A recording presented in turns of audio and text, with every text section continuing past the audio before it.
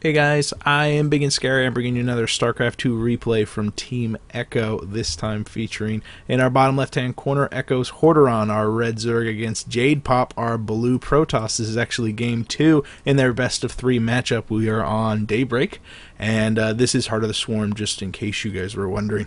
So, yeah, game 3. Echo's Hordeon took a early loss in game 1 because it was only about 5 minutes long, featuring a successful cannon rush from JadePop locking down that natural, made it so Hordeon lost just a couple of extra drones and really couldn't recover from that. So he tapped out a little bit early because of that. It's also much harder to do that on Daybreak, just so you know. It's more difficult to hide the probe behind the mineral line as well as to wall him off with just pylons and photon cannons. And Hordeon reacted pretty much immediately to that pressure, and he got a nice surround on the single pylon, and he got in there and was working on those photon cannons. But by the time the 2 photon cannons finished, he'd only knocked down one of them, and the other one went to town on the drones, and it was just a mess. It's just a mess. So hopefully Hordeon can make it to the mid game on this one. He's absolutely fantastic with macro, all things considered. Once he gets his engine going, he's pretty much a steamroller. So JadePop's going to have his work cut out for him, or is he going to be trying for some sort of early pressure? He does have that pylon very defensively positioned behind the mineral line, maybe some sort of hidden tech, a forge. Awesome. So he's building a forge back there, which is you know, you look at it like, oh, okay, great, it's a forge, whatever, who cares? No, I care, because usually you see a pylon down on the low ground, and the drone is going to show up here, is going to look inside and see that there's nothing at the main gate, and he's going to turn around and check out the third, he's going to check out the fourth, he's going to check out all the little nooks and crannies, hoping that he's going to find some sort of shenanigans, some sort of pylon with a dark shrine right next to it, or a gateway. A little bit unbeknownst to him, there's a forge being built back at home. Is going to finish, and so this signifies to me that there's going to be some sort of cannon rush again. You know, if it's not broke, don't fix it. But I think Hordeon's got JadePop's number. He's got his drone on attack follow command. That probe is not going to be able to do anything while hidden. 4 drones being pulled. Whoa, a super overreaction here from Hordeon. You know, that probe hasn't had any time to throw anything down just yet. And no, oh man, it was actually, he's just pulling his drones just a second too late. Now he's turning them around. You're seeing them just on the right side of that screen. They're going to be coming back, and JadePop showing me exactly where you need to put those pylons to wall off.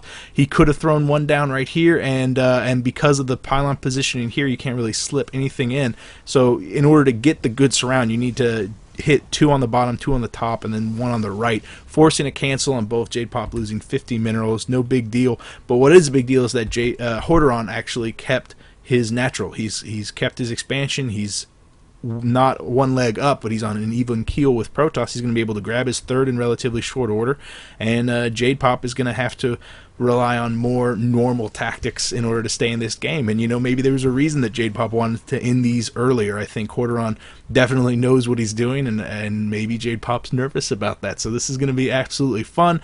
Both queens are going to be popping out in relatively short order for Hordeon, and he does decide to grab that third immediately. Double tapping the gas back at home, JadePop's going to be scratching his head. You know, what do you do now after that? Well, fortunately, cannon rush, all things considered, you lose 50 minerals and a probe's mining time for maybe a minute and a half.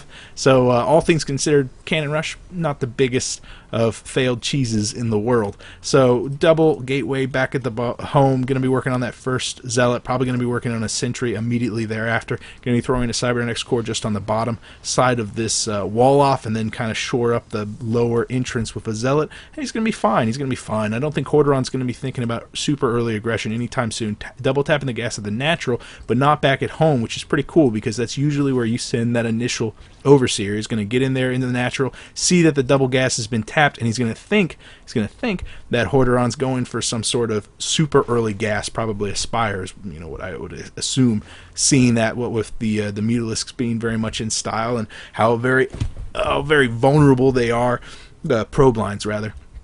That's what I would think if I got an overseer in there. But in reality, Hordeon's just getting a very typical amount of gas. Just double tapping that gas is pretty much even on the gas count. A little bit ahead of the harvesters, but that's to be expected whenever you're on 3 base. He's going to be working on that.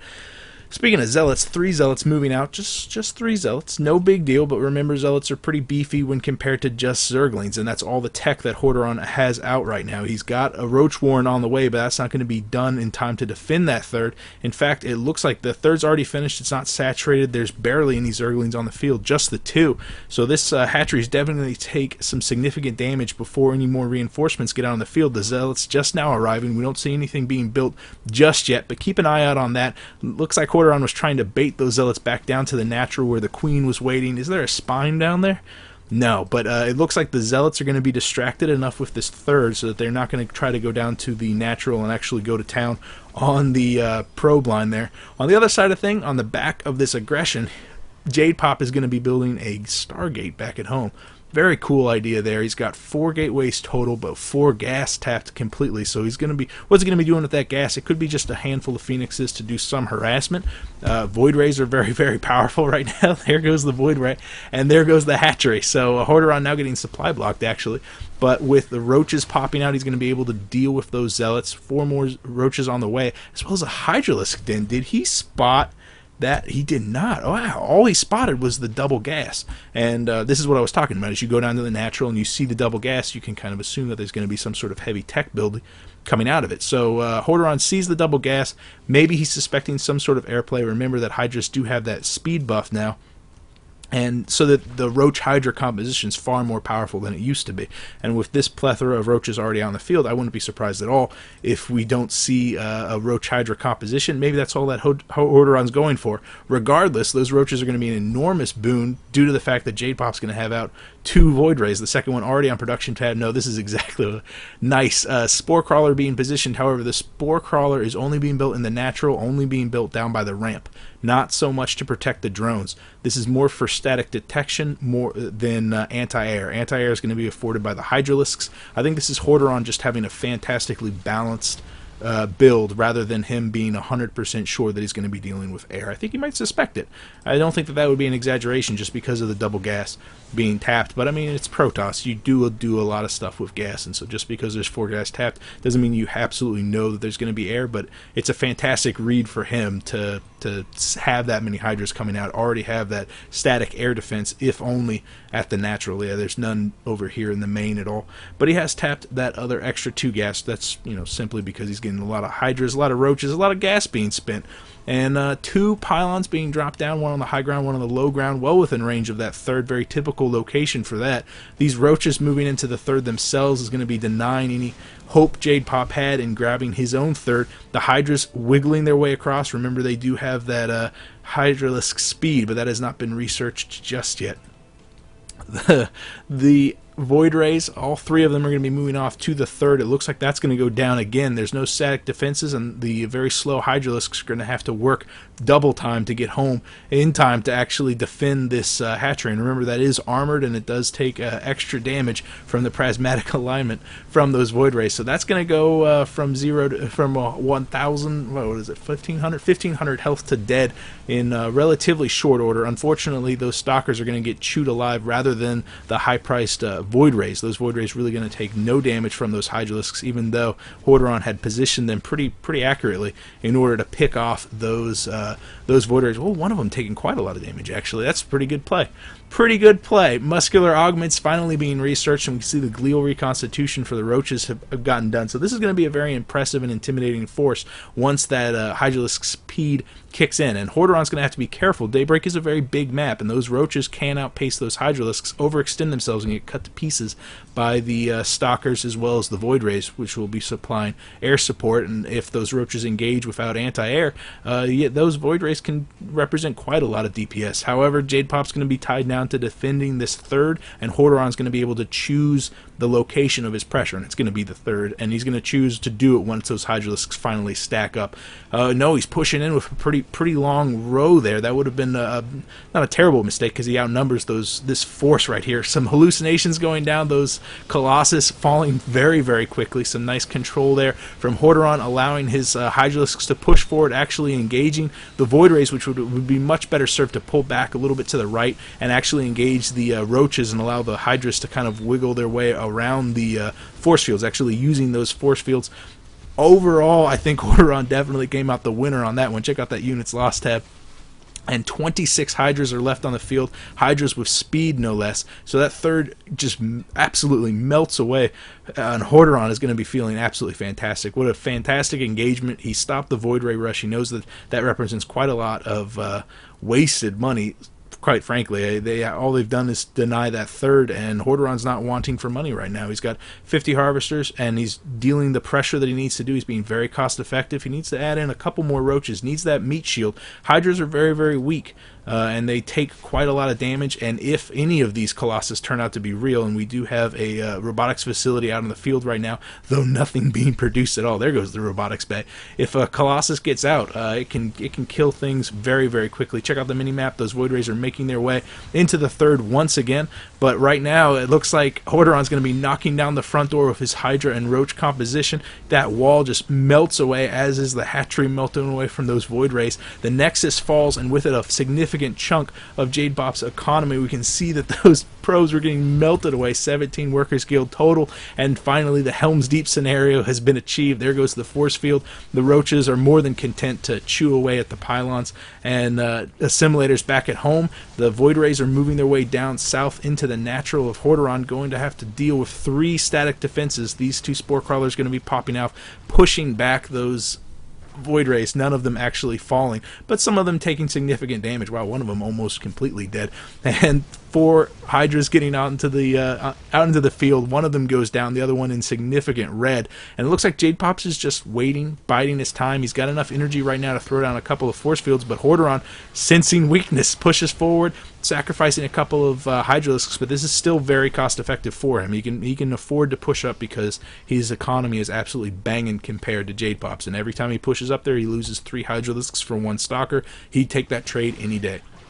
Again, with the other push, this time with a more significant of a force, JadePop's just waiting for that first Colossus to get out. He is researching that extended thermal lance, which will allow him to basically be a siege tank up on the high ground and dealing with those Hydralisks, and that AoE will definitely do a lot of damage to those Hydralisks, but Hordeon has a stranglehold on JadePop right now. He's finally getting that third. Hopefully he can keep it up this time, and JadePop is trying to sneak a third, and I don't really agree with positioning it at the traditional location for the third, maybe farther down on the bottom right. Anywhere else is very, very risky because all it takes is one lone Zergling to scout it, and he's absolutely screwed. The Spire is on the way for Hordeon, who's just progressing farther and farther ahead, farther and longer down that tech path, eventually going to be getting out Corruptors, eventually going to be dealing with those Colossus. It could be that he wants to get that Spire out strictly so he can get the Greater Spire out and eventually win this game, or it could be that he's more worried about Colossus, and the Corruptor count will definitely add a significant amount of DPS to that Colossus. Another Colossus is on the way, but man, the numbers of Stalkers and Zealots holding this ramp is significantly smaller than it should be. Here comes the probe transfer. Oh my goodness, why, JadePop? Why would you do that? It's probably because you're totally out of money and you didn't have much hope otherwise. But no, I mean, you transfer drones like that and he's going to know that you've got another expansion, or at least suspect it. And once that expansion gets scouted, you're absolutely screwed. And you didn't even look down there. You got to look down there and see that there's this stuff. Another Warp Prism is on the way. I don't know if you guys have noticed that the first Warp Prism basically flew out above all those Hydralisks and got sniped down almost immediately. But this is for Zealots, and those Zealots are going to have a very hard time dealing with these Hydralisks, which are left over from rebuffing that initial pressure from all of those Void Rays. Hordeon, there goes that lone Zergling that I was talking about. Hordeon now knows about it. He's doing the drop back at home. 5 Hydralisks against 4 Zealots. There were 4 more being warped in, but some nice control there by Hordeon, sniping down that Warp Prism that was in pylon mode, canceling all those Zealots, and the other 2 Zealots are basically left to fend for themselves. JadePop using the momentary respite bought by that Warp Prism to push out with his 2 Colossus, but his meat shield has been completely melted away. The Colossus are retreating, being incredibly cost effective in that battle, definitely doing a significant amount of damage to Hordeon's army, to Hordeon's horde. However, Hordeon just pushing down south, scouting that third finally with that Zergling, taking it out. And I mean, this tells you everything you need to know about it. 200 minerals, over 200 gas, and Hordeon just leaps and bounds ahead of his opponent, completely mined out at home. Poor JadePop, definitely feeling it. And I think we now see why JadePop wanted to finish this before moving on into that late game. Hordeon definitely hits his stride and just keeps going, a distance runner. Very much endurance based. And JadePop, some good decisions there. The Void Rays are very, very powerful, especially now in Heart of the Swarms. And you saw how quickly he denied that hatchery. And usually if you can keep a Zerg on 2-base, it's very hard for him to actually pressure you, to actually punish you, and to deny that third. And Hordeon just showed you that, you know, he's very strong and that this unit composition is strong. So there's nothing to be ashamed there. I'm actually very proud of the fact that this is going down to Game 3, because those are always more entertaining. Join me next time for the ace match. I am Big and Scary. Bye.